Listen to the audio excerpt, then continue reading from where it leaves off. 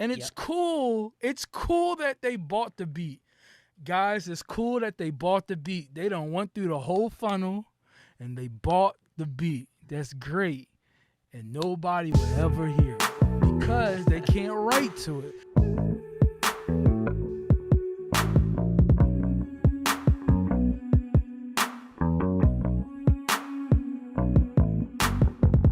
right, guys, welcome to the Midi podcast. We've got an old buddy of mine, Keef Keyz, who's somebody who's built a name for himself in the Philadelphia area as a producer, as an engineer, somebody who I connected with early in my career, and it's been dope to, kind of watch each other. Keef Keyz, welcome to the podcast. Thanks for having me. I'm glad to be here. Yeah, and our videos, man, go back. I looked at Way the back. first one we did. I'm like, dang, where was I at recording this, I know, man. I got to go back and look at that. Because, honestly, that was probably one of the first interviews I ever did was when you interviewed me back then. It was yeah, for sure. Because it was before kind of, we had launched Midi Money or it even really gotten super deep into Legion Beats at that point. To where I had actually done some interviews and stuff. So yeah, no, that'll be interesting to look back at. I have a feeling it's pretty cringy, but I haven't looked at it in a while. Information was good though. So right. Exactly. The content is there, but sometimes it takes us a while to find that voice to be comfortable enough to just communicate it in a way that people can get, and that's maybe not too embarrassing to look back at. Right.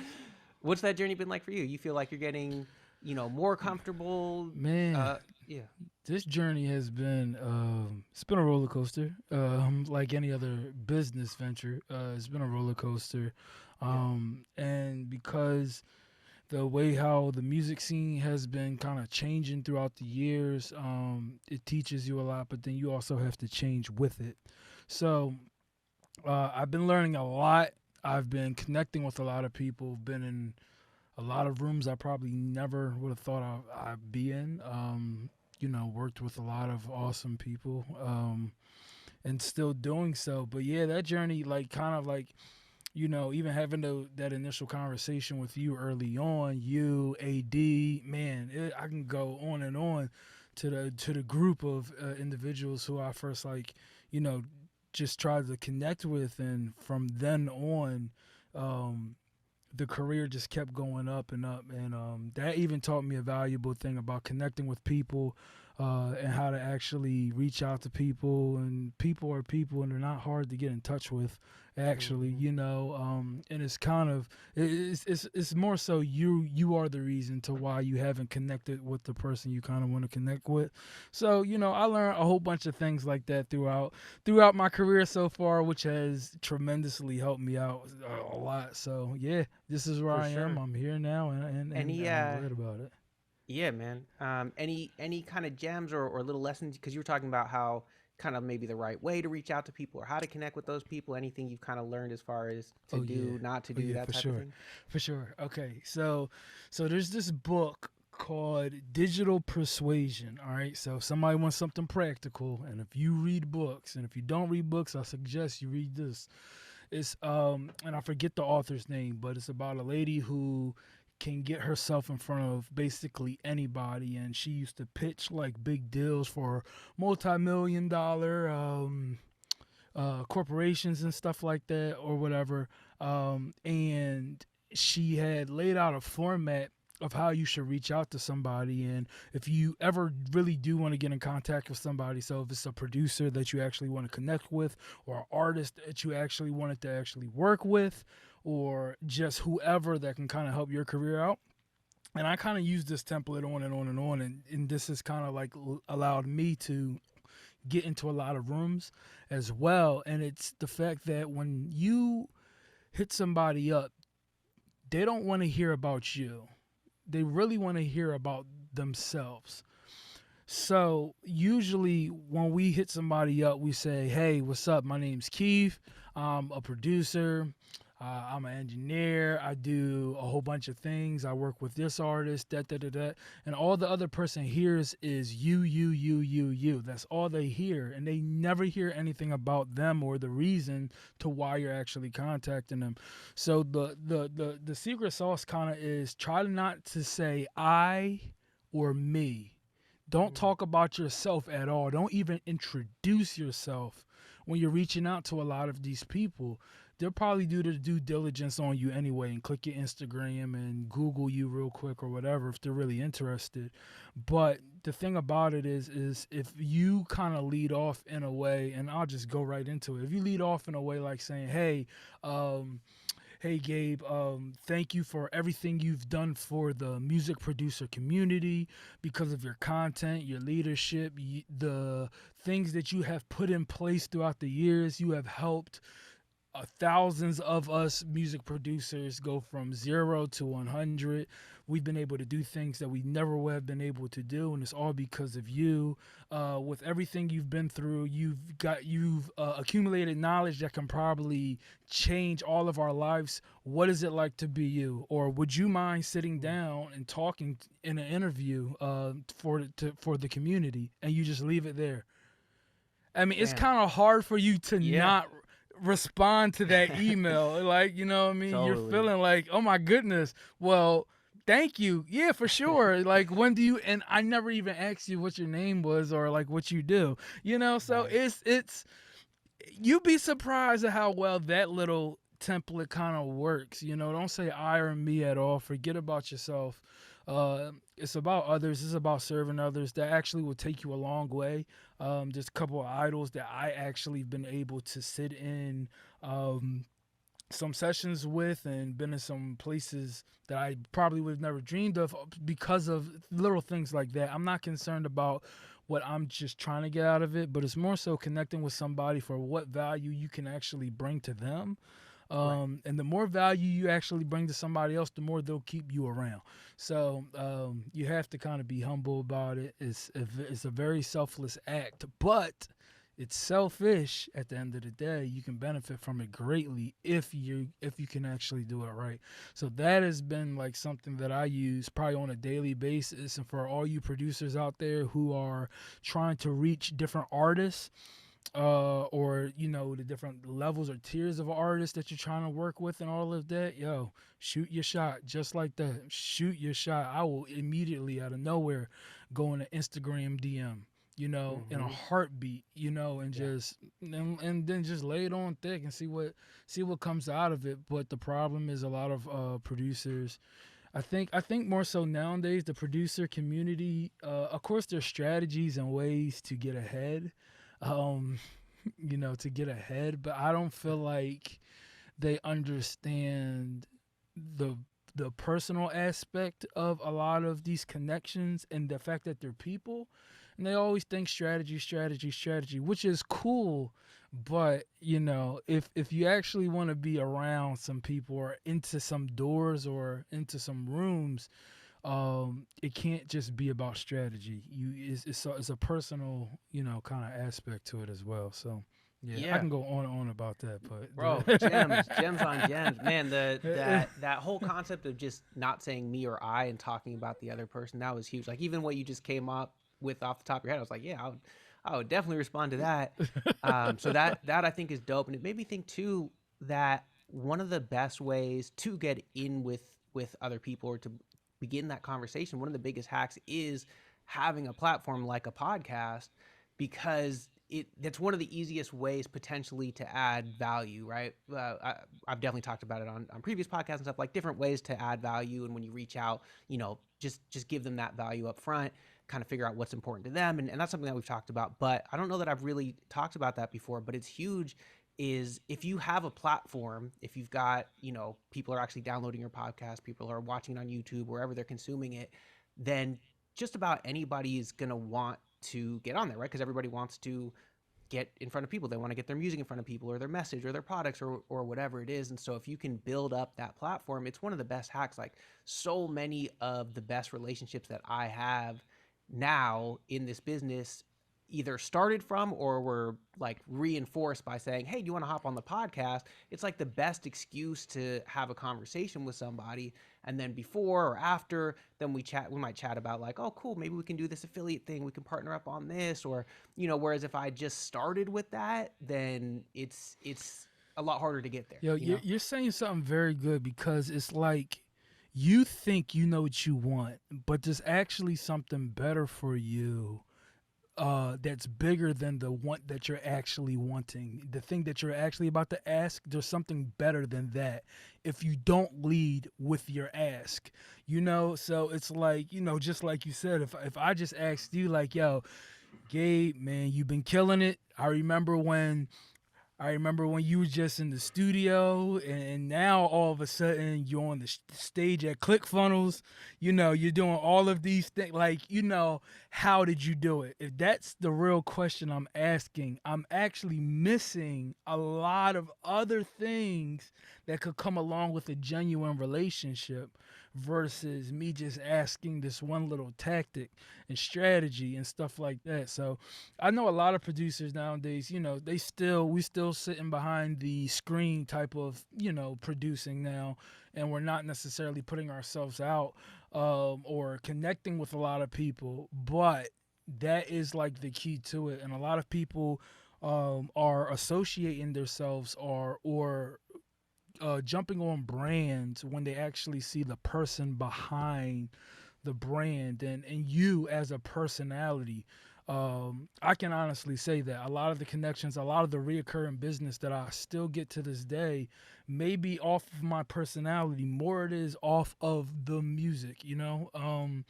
But it's because you lead off with that. If you can lead off with your personality, or just be personable at some point in time, and not be selfish, and not think everything's a play, and not think everything's a strategy run. You know what I mean? Right. You'd be surprised at who you meet, what rooms you get called into, and man, that does more for your career than cranking out 100 sessions in a day. You know what I'm saying? So Oh, definitely, definitely. And it's hard. It's hard, especially I think for maybe for any creative people, but I'll just speak from my experience as a producer is like the skill set that I learned for so many years was not how to connect with people, was not how to be on video, was not how to have these conversations. It was, how to make beats or how to mix or, that type of stuff. And so I think that that's where a lot of us come from. And again, speaking for myself, I'm like an introvert. I'm not super comfortable in front of people. I feel like a lot of people, even if they're not introverts, sometimes feel like, I'm not the guy who gets on social media or whatever.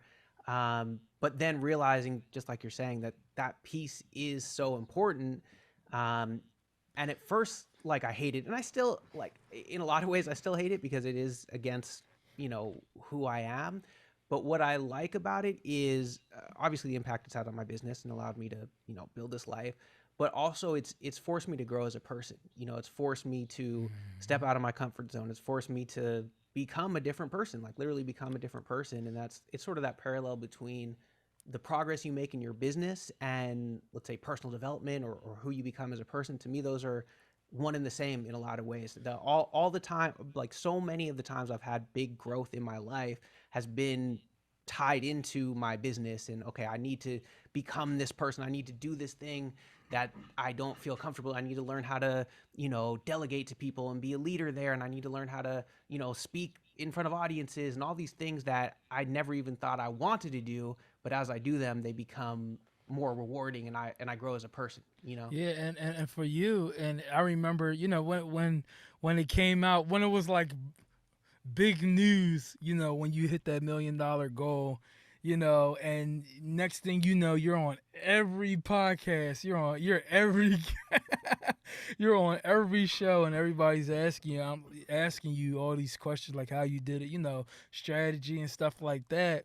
And because you were the face for, you still are like the face for like the ClickFunnels run, you know what I mean? But it's like I remember, like, you were on a lot of shows, you were doing a lot of talks, and I'm pretty sure all of those talks and you being yourself, let people know, like, yo, listen, I didn't do it the way how everybody else done it in the past. And that's what people kind of think.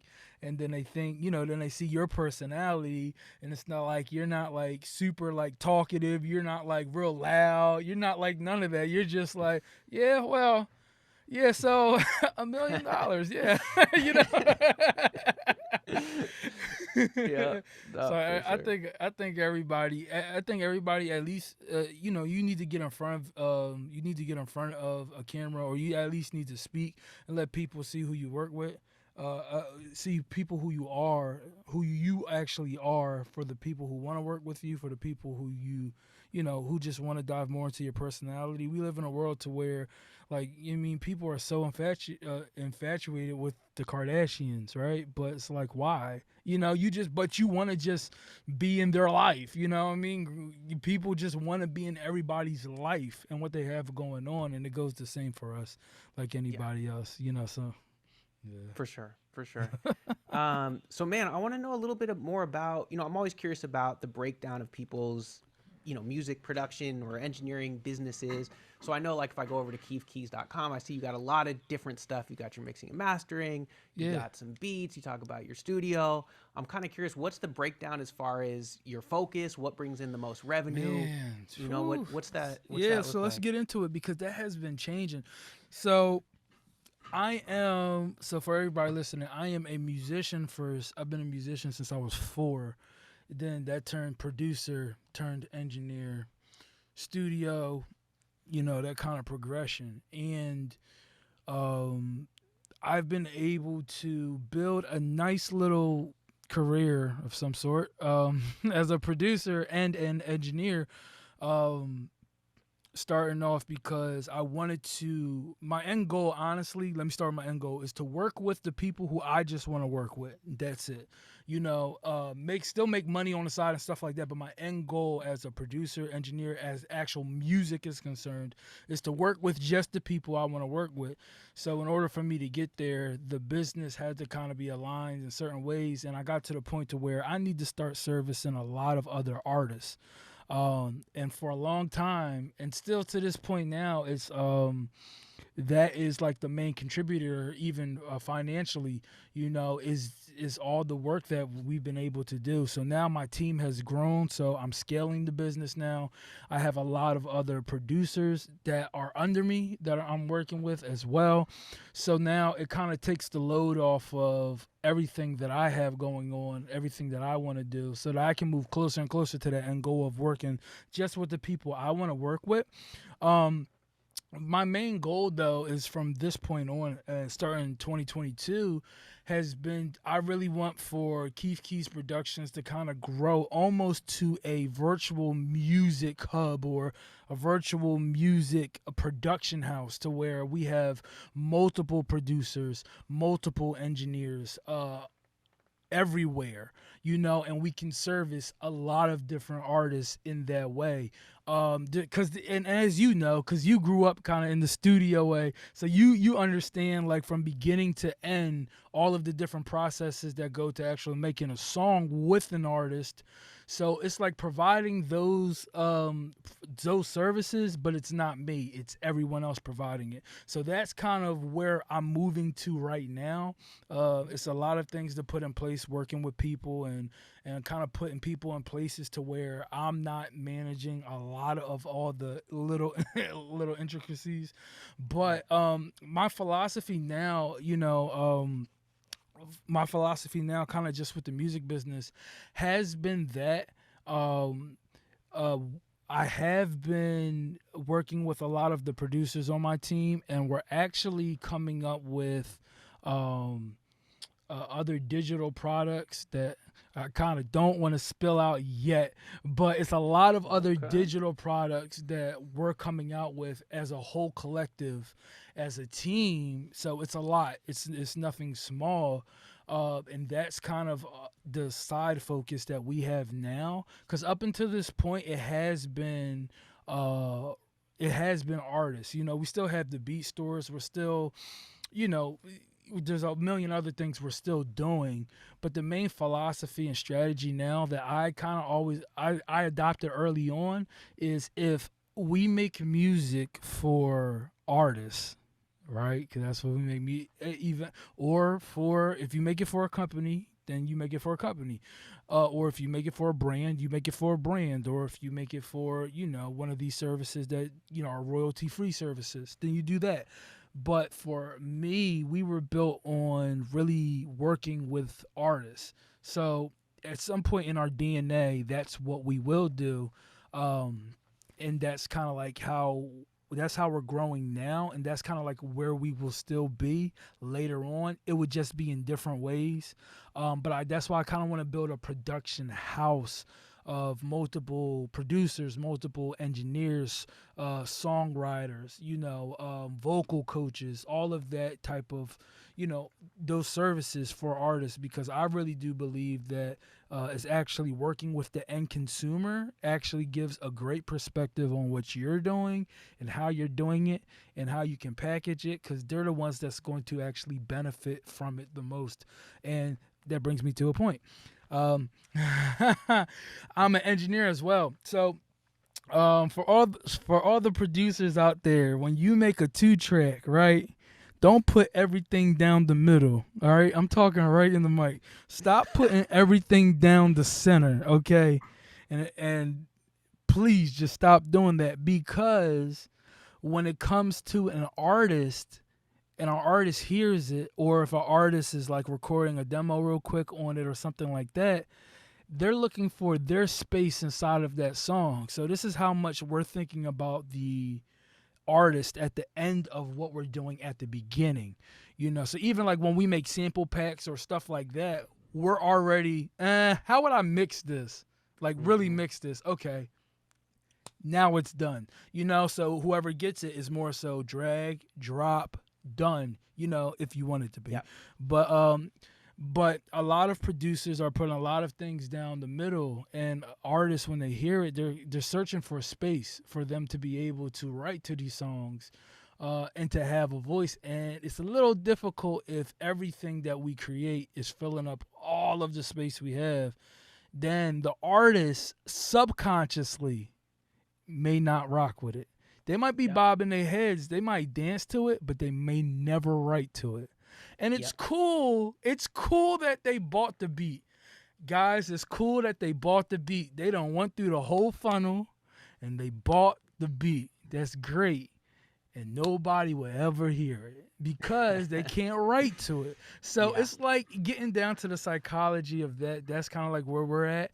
No, that's huge. That's huge. Like just another, because you're talking about, panning specifically, but just that whole concept of leaving room for the vocals, whether if that's, melodically or instrumentation wise. Like if you're a hip hop producer, it's really kind of a selfless thing where really you should always be thinking about the vocal, because the vocal is pretty much the main thing, right? Everything else is behind it. And yes, of course, I'm a producer. I believe the beat, that's really what I'm listening to. But the reality is that is the lead instrument, 99% of the time. And so I know for me, like in my earlier days of producing, we were doing a lot of this really big, epic kind of cinematic stuff. I was making beats with my buddy Nate, who's like, jazz piano trained, could play crazy chords, and we do all these big, kind of like Justice League style, but like just like huge, just a million instruments. And it was like, oh, this shit is dope. Like we love it. It's great. And like even artists, you're right, they would be like, oh yeah, this is dope. And they'd be like, next. Right. Next. And then we started simplifying and making it, way less instruments, make each instrument count, make each melody count, and have a lot less of them and save that room. And that's when things took off so much more, where the artists weren't just like, oh yeah, that's dope, cool, what's next? It was like, no, I'm writing to it right now. Yeah, something early philosophy that producers can really adopt that will help them in the longevity of their music career is to do just that. If you always think of the artist as you're making your music, you would be surprised at how many artists actually gravitate to your music. Like it's not science, it's not rocket science. And if you really want to get better, I suggest you work with an artist. Right? So instead of you sitting there and you just determining, oh, this sound this way, fill it in here, have an artist tell you what they want. And see how much that changes what you think and how you do stuff. It's totally different. It's totally different. Another hack that's kind of the same idea is you can get acapellas. Get acapellas of songs, that you like, make a beat around that, and now you have to make it around those vocals. I've done that a few times, and a lot of times it comes out super dope, and you pull that vocal out and you're like, oh, okay, now I get it. Like there's all that room that's gonna get filled by the vocal because you built it around that and then took that out. Now there's space for that. I'm not trying to drop names, but there's a guru by the name of Epic the Dawn. All right, for all the young producers, if you go look up Epic the Dawn, but I have a lot of artists who I will record with, and they'll pull in beats that they bought from him, and as soon as you drop it in, it's almost as if he made the beat with what they're about to record. I mean, Mm. I'm sitting here like, oh my goodness, like some stuff I'm like, yo, like before we even mix anything, it's like, dang, this joint done. Like, you know what I mean? Yeah. so so definitely think about the artist, but in a business sense, think about the artist. There's nothing like having a reoccurring customer or a client. There's nothing like it. But the more you think about them, the more that they'll feel obligated to use you. You know, there's nothing better than an artist or artists always saying, that's my producer. Yeah. Right. Right. Yeah. And I think just that bigger, concept of just like, making your beats fit for that artist. It's, always think what's in it for them, whatever it is. Maybe it's your mixing service or studio time or an email you're sending out, whatever it is, that should always be at the forefront of your mind, right? That's always what I'm thinking is what's in it for them. Trying Yeah. not to make, just like you said already, even circling back to what you said before, try not to say I, right, when you're reaching out to people. It's the same kind of idea. If you're creating that sales page for that beat pack, or you're writing that email, or you're just talking one-on-one with a potential client, stop making it about you and, oh, I spent all this time, I used 20 different VSTs and I did, like, they don't care. It doesn't matter. Yo, Those things don't matter. It's just what's it going to do for them. That's the important. another hack for the producers. If you want to try, if you have a bunch of beats, or even if you're just trying to network, if you're trying to network, you're trying to reach out to more artists, or if you're just trying to get people to come through your funnel or whatever, lead off with things like, can you just tell me an email address for me to send the music to your next album, the beats to your next album to? So you already number one identified there are artists that needs music. Number two, you identify you're the one that's about to give it to them. And number three, you automatically subconsciously bypass the ask. You just told for them to tell you where to send it. All right, that's a hack. Like I'm trying to tell you, Love if it. you do Yep. that about 10 to 17 times a day, okay, over a span of a quarter or half of a year, your email list, your database is it looks a little different, okay? And it's because you reached out personally. There's a personal connection to them. Now, everybody may not go through the full funnel. Everybody may not subscribe to everything that you're doing, but because you introduced yourself, they are more likely going to than someone who did not. So that is another hack. Listen, dude, like I do. Listen, like I got little hacks on. Still, y'all, if y'all want to know anything about ClickFunnels, y'all keep listening to Gabe though, because still to this day, I'm still fidgeting and trying to figure out.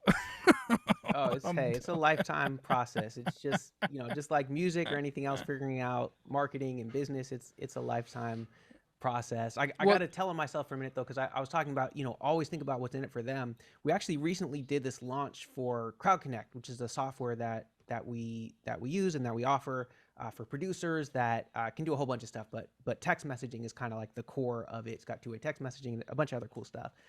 And we did a launch and I was creating the videos for the sales page.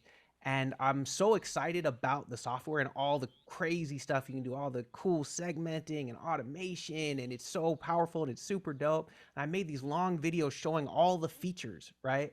And then I realized, partly because, I think it was Eric or Richard, other people on my team pointed out, or Joe, I think maybe a few different people pointed out to me, is like, yo, you're showing all these features. You're showing what I was showing what I like. Like, check out what we did. Look how dope this is. When really what I needed to communicate is what's in it for them. What's the result? Like, hey, do you want to connect with, artists or other producers as quickly as possible and own that relationship in a way that you can, continue to nurture that relationship and then sell to them and have that long-term working relationship, then this is the thing that's going to do that, right?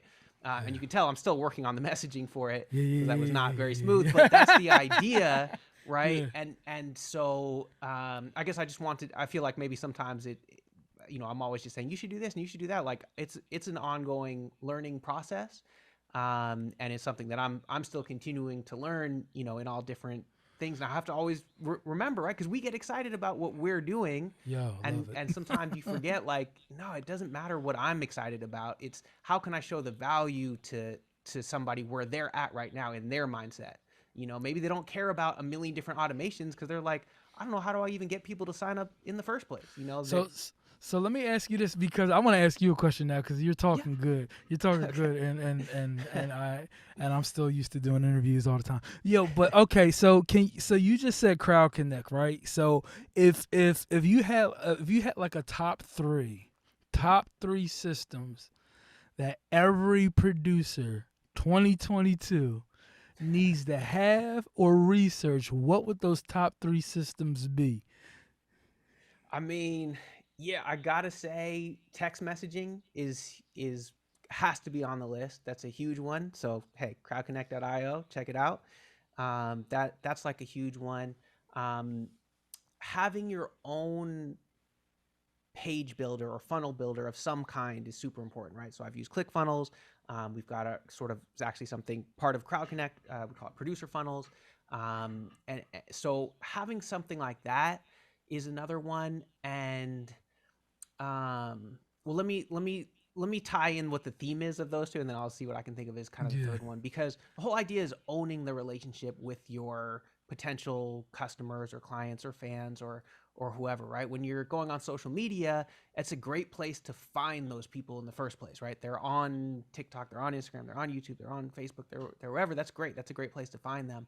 But if you just get subscribers, followers, likes, then ultimately you don't own that, right? Your page can get shut down, the algorithm can change overnight like it does all the time. You no longer get that organic reach. Yeah.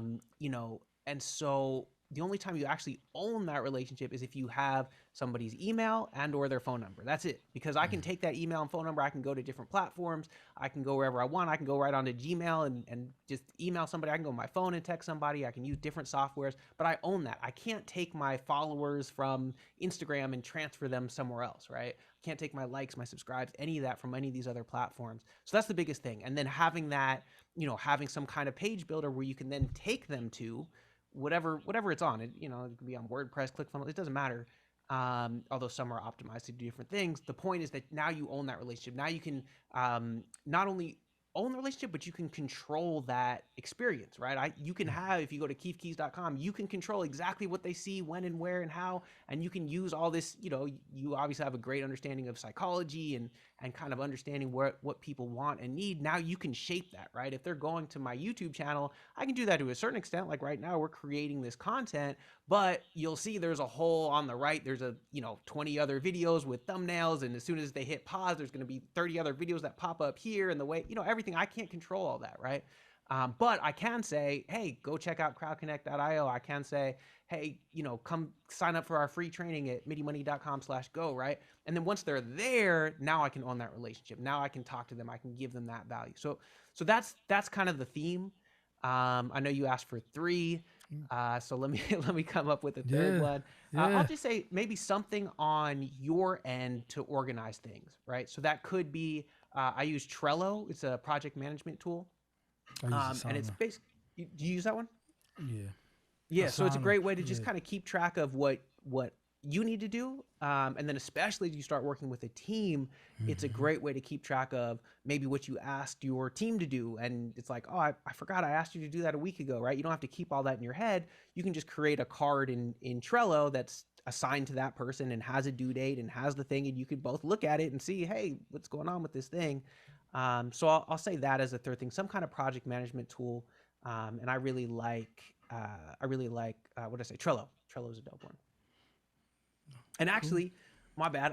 I got one more that I use all the time, which is Loom. Loom.com. It's a free screen share slash video where you can have a picture of you on there, or you can just show the screen, or you can show both. And it's like my favorite way to communicate, whether if that's sending something to my team, like, hey, can you help me with this? And I kind of share my screen. Hey, can you edit this, and this? Can you send this? Or even like customer service. A lot of times I'll get, maybe there's an email, and at this point, luckily I'm mostly out of our inbox. But maybe, you know, somebody on the team sees an email and says, hey, I don't really know how to answer this. A lot of times I just go on, I click the little record video because I just got it as a little Chrome extension. And I just answer them. I just say, hey, what's up, bro? Like, I saw you were asking a question about this, this, and this. Let me kind of show you real quick. You just go log in here, and I just want to show you this, this, and this, right? And it might take a minute to record that, but it's actually faster than if I wrote out a whole email with all that information. And on their end, they're like, oh, damn, like Gabe took the time to like send me a personal video. Like, this is so dope. So yeah, loom.com would be another one that I definitely recommend for people. There you have it. There you have it. I definitely wanted to know, like, yo, what does Gabe use? You know what I'm saying? For sure, for sure. I could go off on, you know, a little productivity software and hacks and things. That could be a whole. I mean, but Ooh, that could be a whole, well, overall, I mean, at this point, I think producers need to, in a nutshell of everything you said and kind of the context of the question that was asked, is to have it some sort as a business, you know, and not just think, hey, I just have little bits of music that I'm trying to sell, you know, but literally, if you structure it more so in a business, people respect it as a business. They do business with you. Uh, Even in that mindset, organization, you know, a lot of things that aren't musical and things that aren't taught, you didn't join the producers club to be organized and extra communicative or anything like that. You know, that wasn't a prerequisite that you thought. You know, you just got you got your DAW, your Midi keyboard. That was it. You were rocking. But now it's more so. It's more so music is becoming more of a commodity. Even with streaming, back then you had to buy albums. You know, you had to wait half a year, a whole year for your favorite artist to drop any music and then wait till next year for them to drop maybe something else if they're not on tour. To now, people aren't even dropping full-length albums. They're dropping singles and they're dropping them every week, every day, every month. And you can stream it all. You don't even have to buy anything to listen to any music anymore. You know, so it's knowing that is like, hey, what are you providing to people more than just a thing that they can go get anywhere? You know, even with beats, I mean, BeatStars, Airbit, golly, you can just YouTube. Oh my goodness, like the beats are everywhere, right? So that's cool. What else are you bringing to the table as a collective? You know, that benefits the people who you actually want to do business with. So you treat yourself more like a business. You think of more things like that. And that inevitably helps you sell more beats. And that kind of contributes to the things you've done. You were like, hey, yeah, beats. Okay, cool. How about if we sold a lot of beats and all at one time and we throw in a Snoop Dogg feature? And you know, it's like, yep. okay, cool. So like, let me think, you know, and then you start to think of the psychology and the steps that people take to actually get to that end goal, and you realize, hey, I sold a bunch of beats. Now, wasn't that the original goal? Wasn't that the original goal? It was, you know. So Right. thinking of it more so as a business and how people can benefit from the thing that you're actually giving them. So it's not crack, right? You know, but thinking how people can benefit from what you're actually giving them goes a long way. So I really do think in 2022, I think everybody needs to have a business. You need to sit down with somebody. You need to go find a lawyer or somebody, get your LLC going, figure out, you know, you need to really become a business. That's what I really do think. You're a business and you're not just a beat maker.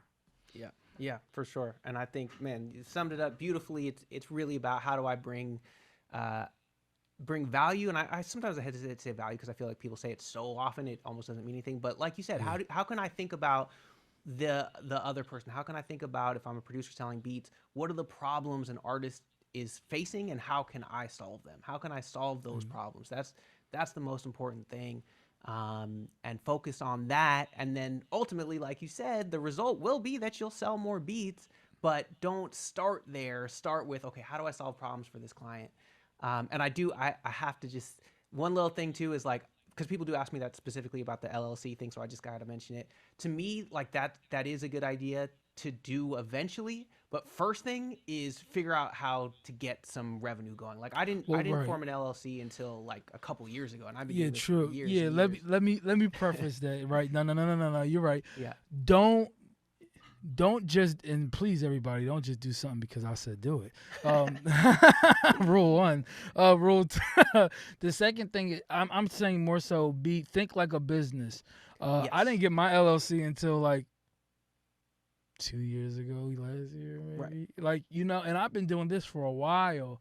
Yeah. Definitely, the goal is to make money. If you can't make money, or if it doesn't make sense, or if it doesn't make literal sense, then don't try to add all this logistical stuff on top of it to make you feel better as a person. Oh, I got an LLC, I got a business. That means that you need to pay me. Well, if they weren't paying you before the LLC, they're not paying you afterwards. Okay, so Exactly right. Exactly right. And I know yeah, what you meant. Like the spirit of it is think like a business. That's the yeah, point. yeah, yeah, So yeah, 100%. And it's like so many people, I see it, and I'm sure I'm guilty of this as much as anybody too. But it becomes easy to focus on those unimportant things, right? Let me form my LLC. Let me come up with the right logo. Let me, I don't know, get the exact right domain or all these different things. It's like, yeah, all that stuff's cool, but like figure out how to actually, what's that problem you're going to solve, and then dude, make sure people will give you money for it first. Do that dude, until you get real good at dude, that, there's and then still everything else you can figure out after. yo, there's still producers worrying about their beat tag. Right.